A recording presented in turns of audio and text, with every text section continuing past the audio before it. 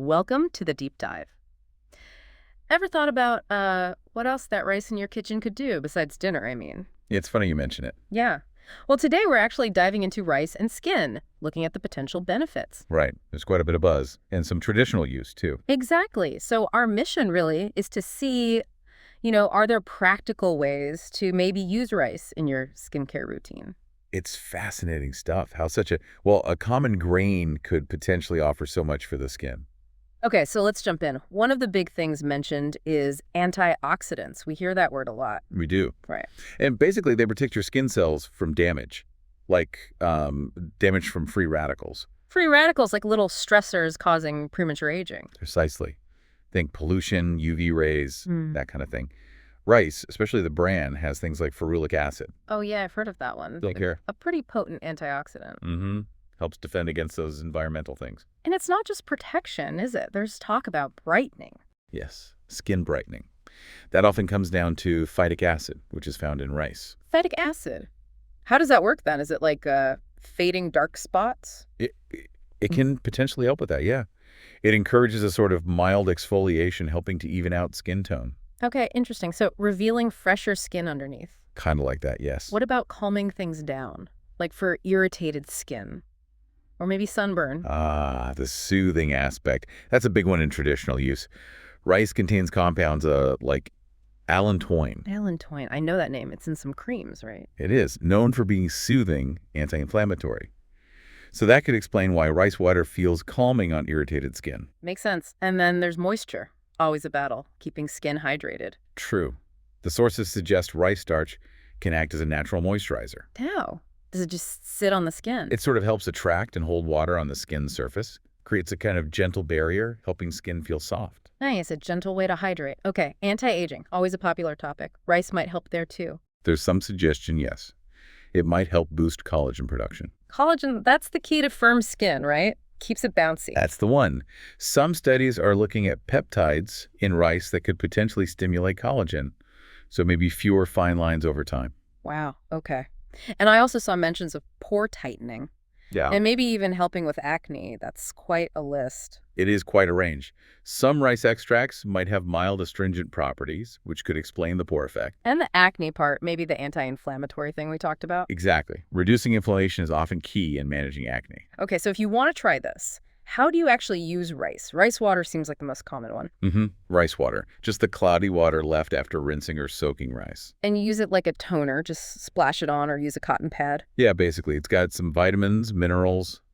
It's a very mild way to cleanse or refresh the skin. Then you've got rice masks. Sounds a bit more involved, like making a paste. You can, yeah. Ground rice mixed with water or other ingredients. It allows for longer contact time. So potentially more nourishment or hydration gets through. That's the idea, a more intensive treatment. And what about scrubbing? Can you use rice for that? Definitely. Finely ground rice can be a really gentle physical exfoliant. So just buffing away dead skin cells, but not too harsh. Exactly. Yeah? Good for improving texture and radiance gently. And I even saw rice water baths mentioned, just adding it to your bath water. Yep.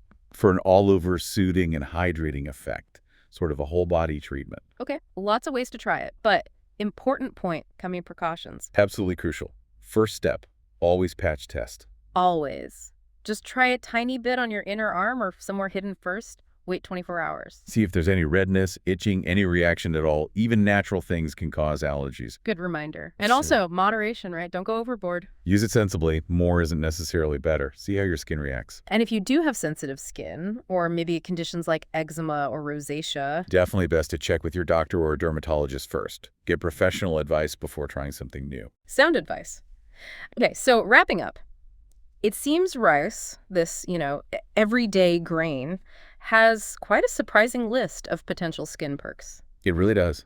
Brightening, soothing, moisturizing, maybe even some anti-aging and pore refining aspects. And you can try it as water, a mask, a scrub, even in a bath. Lots of options. But again, the key is caution. Patch test, use moderately, and consult a pro if needed. Definitely makes you look at your kitchen cupboard a bit differently. Which leads to a final thought, maybe. Oh. Yeah, if rice holds this potential, what other simple, natural ingredients in your kitchen might be hiding untapped benefits for your well-being? Something to think about. A very interesting question to ponder. Thanks for diving deep with us today. rinse it off with lukewarm water. And frequency. Just once a week for this one. That makes sense. You don't want to over-exfoliate. Definitely not. That can damage your skin barrier. Once a week with gentle ingredients like these. Sounds about right. All right, one more recipe mentioned in our sources. For brightening. Yes, a rice flour mask for skin brightening. Back to rice flour here, 1 tablespoon. Okay, and what's it mixed with? 4 small tablespoons of tomato juice. Tomato juice? Really? Yep. And 1 small tablespoon of olive oil. Huh. Why tomato juice? Well, tomatoes have natural acids, which can offer very mild exfoliation, and they're a source of vitamin C. Ah, vitamin C, known for brightening. Exactly. So the potential benefits listed are brightening skin tone, evening out the complexion, maybe reducing some pigmentation. The olive oil is likely there to add some moisture, stop the tomato juice being too drying. Got it. And the application. Mix, apply evenly, leave it on for 15-20 minutes this time, or until it's totally dry. Then wash off with cold water. And how often for this one? This is the surprising one. The recommendation is potentially daily for best results. Daily? Wow. Must be very gentle then. That's the implication. A very mild, consistent approach to brightening seems to be the idea. Okay, so those are the specific recipes. The sources also had some general tips for using any of these masks, right? Yes, a couple of important reminders. First, always avoid the eye and mouth area. Basic, but crucial. Definitely don't want mashed rice and tomato juice in your eye. No, not ideal. And second, as we've kind of touched on, consistency seems really important to see the benefits. Right, these aren't magic bullets, more like treatments that work over time with regular use. Exactly. And the final point was about skin types. Ah, yes. What works for one person might not work for another. Different skins react differently, so pay attention to how your skin responds. Good advice. Maybe do a patch test first.